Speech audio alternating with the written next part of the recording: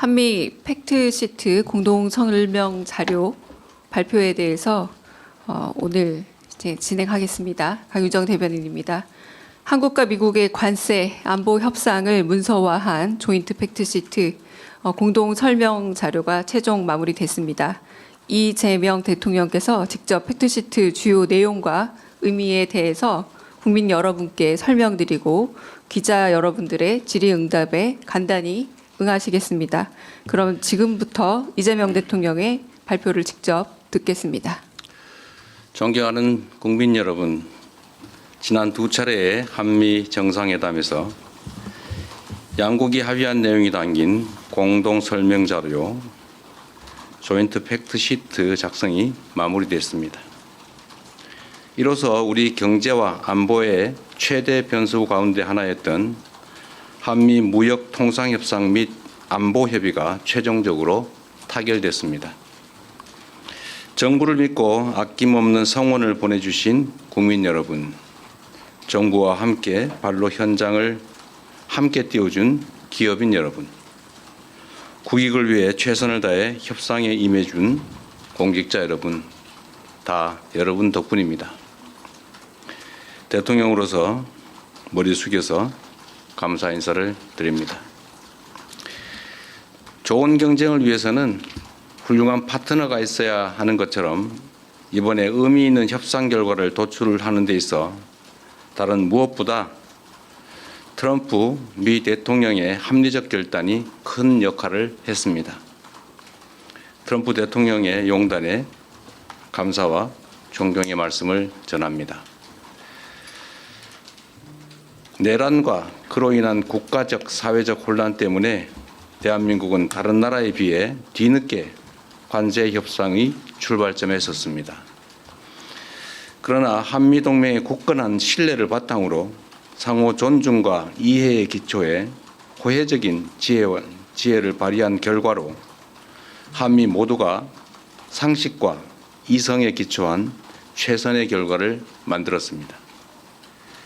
특히 우리 경제가 충분히 감내할 수 있는 범위 내에서 또 상업적 합리성이 있는 프로젝트에 한해 투자를 진행한다는 점을 양국 정부가 확인함으로써 원금 회수가 어려운 사업에 투자를 빙자한 사실상 공여가 이루어지는 것 아니냐라는 일각의 불신과 우려 또한 확실하게 불식하게 됐습니다.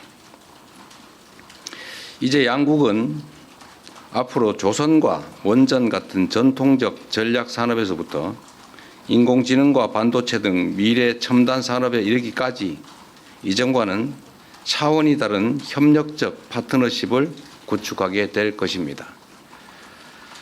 과거 미국이 대한민국을 도왔던 것처럼 이제 우리 대한민국이 동맹인 미국의 핵심 산업 재건에 함께할 것입니다.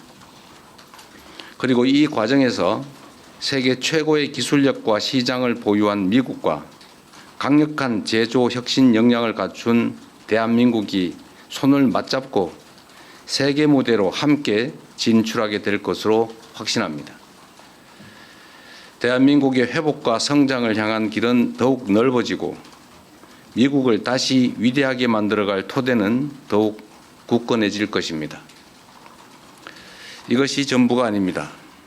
이번 협상을 통해 한미 양국은 대한민국의 수십 년 수건이자 한반도 평화와 안정을 위한 필수 전략 자산인 핵 추진 잠수함 건조를 추진하기로 함께 뜻을 모았습니다. 우라늄 농축과 사용 후 핵연료 재처리 권한 확대에 대해서도 미국 정부의 지지를 확보하는 데 성공했습니다. 매우 의미 있는 진전으로 생각됩니다. 또한 미국 상선뿐만 아니라 미 해군 함정 건조조차도 대한민국 내에서 진행할 수 있도록 제도적 개선책을 모색하기로 했습니다. 대한민국과 미국의 조선업이 함께 위대해질 수 있는 발판이 구축된 것입니다.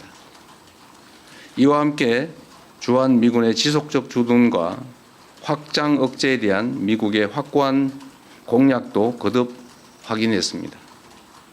국방력 강화와 전작권 환수를 통해 한반도 방위에 대한 우리의 주도적 의지를 천명했고 미국은 이를 지지하며 지원하겠다는 의지를 강력히 피력했습니다. 이로써 한미동맹은 안보와 경제, 첨단 기술을 포괄하는 진정한 미래형 전략적 포괄 동맹으로 발전 심화하게 되었습니다.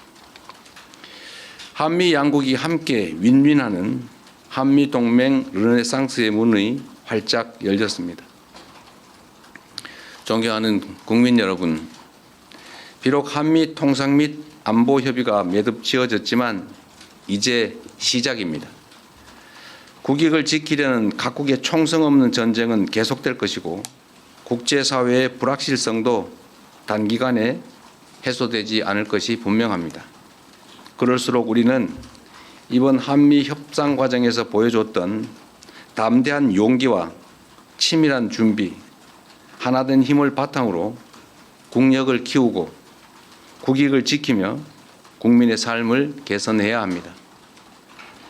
정부는 성과를 만들어내는 유능한 실용 외교를 바탕으로 외교 지평을 보다 넓히고 수출 시장을 다변화하며 세계를 연결하고 현재와 미래를 잇는 글로벌 선도 국가를 향해 힘차게 나아갈 것입니다. 미래산업 전장의 핵심인 인공지능 분야에 과감히 투자하고 엔비디아와 같은 세계 최고 기업들과의 협력을 보다 강화하겠습니다. 우리의 인공지능 활용 경험과 역량을 바탕으로 인공지능 격차 해소를 위한 연대와 협력에 앞장서겠습니다. 인공지능 세계 3강이자 아시아의 인공지능 수도로서 국제사회와 함께 포용적이고 지속 가능한 공동 번영을 모색해 나가겠습니다. 존경하는 국민 여러분, 국제사회의 불확실성이 심화될수록 영내 주변국들과의 관계를 안정적으로 가져가는 것도 매우 중요합니다. 지난 경주 에이펙 정상회의를 통해 그동안 어려움을 겪던 한중 관계가 이제 개선될 전기가 마련됐습니다. 저와 시진핑 주석은 정상회담을 통해 경제 협력과 교류를 지속적으로 강화해 가기로 뜻을 모았습니다.